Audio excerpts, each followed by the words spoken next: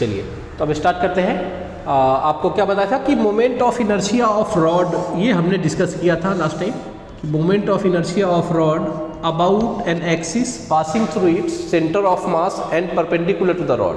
अब हम लोग डिस्कस करने जा रहे हैं कि moment of inertia of rod, देखिए ध्यान से, moment of inertia of rod passing through one of its end end the axis is perpendicular to the rod. ठीक है ना, रॉड का मास और लेंथ m दे रखा है। अब क्या करें, जैसे यहाँ पे क्या था, आपने यहाँ पे क्या कर लो कि भाई एक कोई एलिमेंट सेलेक्ट कर लिया आपने जिसका मास dm है, जिसका थिकनेस dr है और जिसका एक्सिस से जो डिस्टेंस है उसको आपने क्या मान लिया, r मान लिया। मास क्या मान लिया इसका, इस एलिमेंटल मास का dm। तो इस एलिमेंटल मास का छोटा सा मास का छोटू सा मोमेंट ऑफ इनर्शिया क्या आएगा, di equals to dm r square, इसका मास और कितने डिस्टेंस पे है, dm r स्क्वायर। और ओवरऑल चाहिए, पूरे रॉड का चाहिए, तो आप ये एलिमेंट को क्या करो, बार बार रिपीट करो। कहाँ से कहाँ तक, यहाँ तक। कहाँ से, यहाँ से। तो आप क्या बोलोगे, इसको इंटीग्रेट कर दिया, r की वैल्यू कहाँ से कहाँ तक वेरी करेगी, 0 से लेकर लेंथ ऑफ रॉड तक। ठीक है ना, तो ये आ जाएगा आपका i, और यहाँ पे dm r स्क्वायर का इंटीग्रेशन 0 से l। बार बार एक समस्या आ रहा है क्या कि r स्क्वायर dm ये आपस में इंटीग्रेट नहीं हो सकते। तो वही चीज़ कि मास एक लेंथ में, l लेंथ में कितना मास है, आप इसको ऐसा देखो कि l लेंथ में कितना मास है, तो m मास है। तो 1 लेंथ में आप बोलोगे m/l।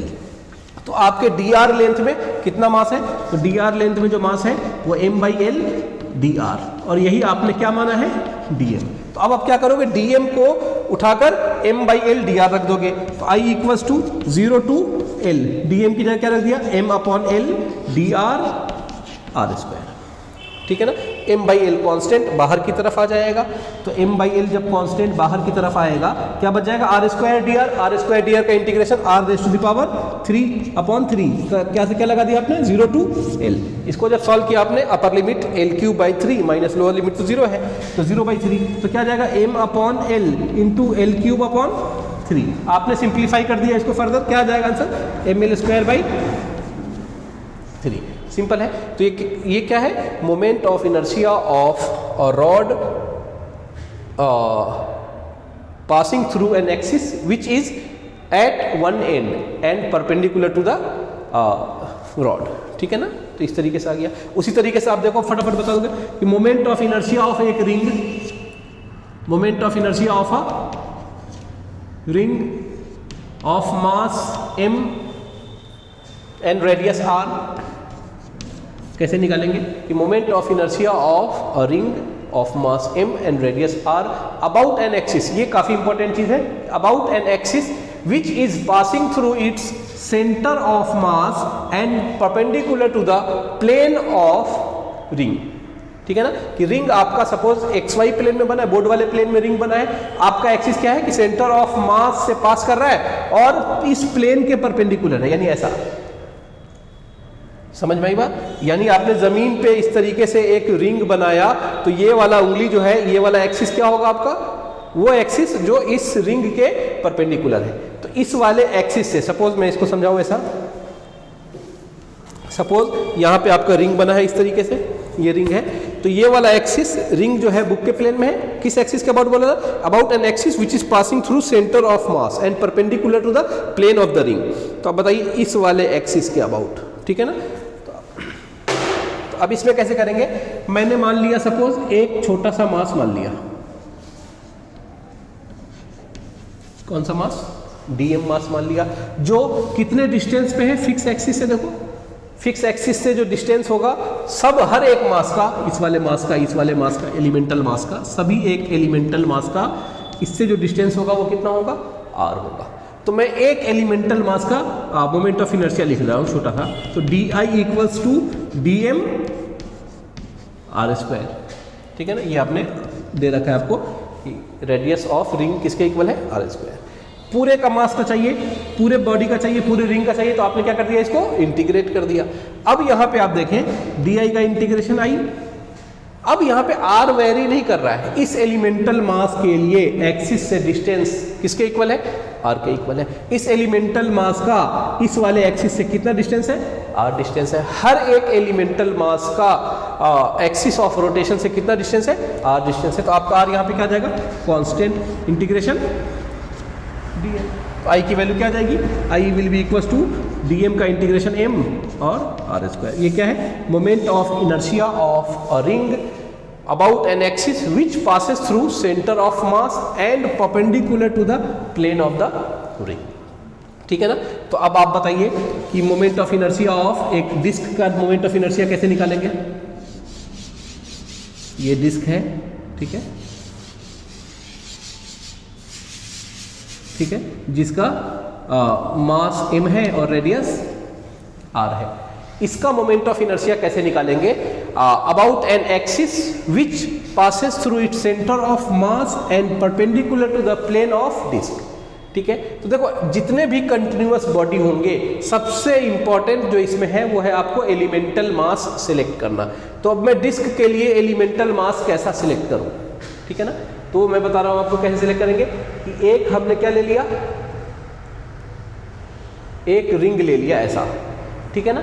फिर एक रिंग के बाद एक और रिंग, एक और रिंग, एक और रिंग, इस तरीके से हमने इसको रिपीट कर लिया। एक रिंग ले लिया जो कितने डिस्टेंस पे है, आर डिस्टेंस पे है, जिसका थिकनेस आपने क्या मान लिया, डी आर मान लो, इसका मास क्या मान लो, डी एम मान लो।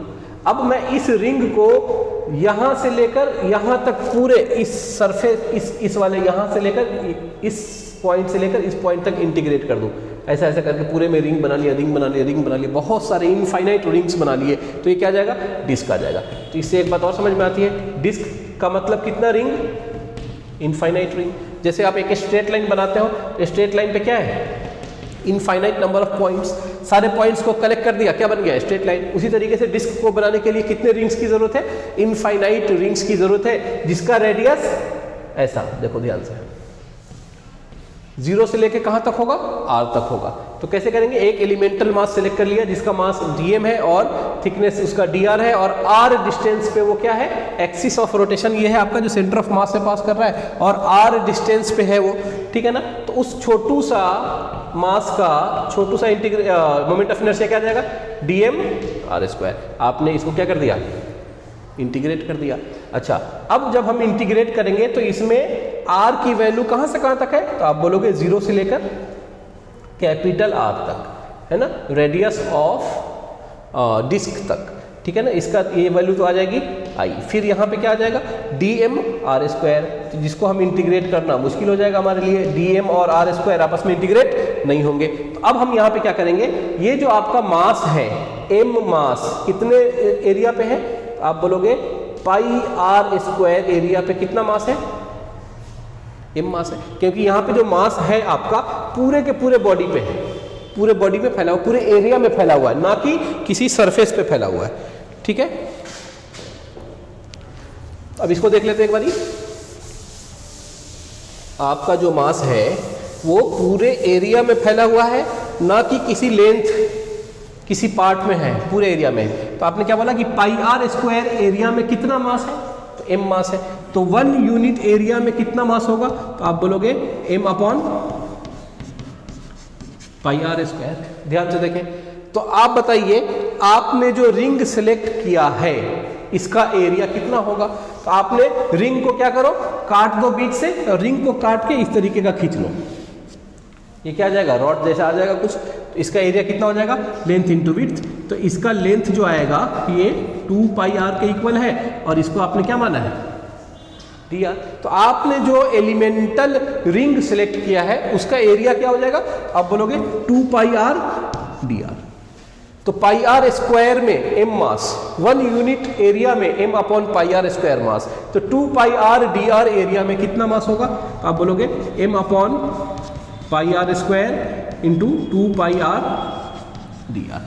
यही वैल्यू किसके इक्वल है, कितना मास है, तो आपने इसको क्या एज्यूम किया है, ये किस मास के इक्वल है, dm मास के इक्वल है। तो आप अपने में dm में I की वैल्यू क्या है आपके लिए, इंटीग्रेशन 0 से r, dm r square, dm r square. अब आप dm को सब्स्टिट्यूट करके ये चीज रख दोगे, क्या है ये, m upon pi r square 2 pi r dr r square. 0 to r। अब देखिए यहाँ पे पाई पाई कैंसिल आउट हो जाएगा और जो जो कांस्टेंट है मैं इसको बाहर ले रहा हूँ, 2m upon R square, 2m upon R square, इसको मैंने बाहर ले लिया। आपके पास क्या बच गया, r इंटू आर स्क्वायर, तो r की पावर 3 dr, r की पावर 3 dr का integration r raise to the power 4 upon 4, क्या आ जाएगा ये 0 टू r। तो यहाँ से 4 सॉल्व करोगे आप तो क्या आ जाएगा, 2m upon R square into R raise to the power 4 upon 4, ये वैल्यू आ गई। आर स्क्वायर से ये कट जाएगा 2 टाइम्स, तो क्या आ जाएगा answer, M R square by 2, 2 से 2, it will be M R square upon 2। तो ये क्या आ गया, moment of inertia of disc about an axis which is passing through its centre of mass and perpendicular to the plane of disc. ठीक है ना, चलिए, तो ये आपका आ गया moment of inertia of disc. ठीक है, चलो।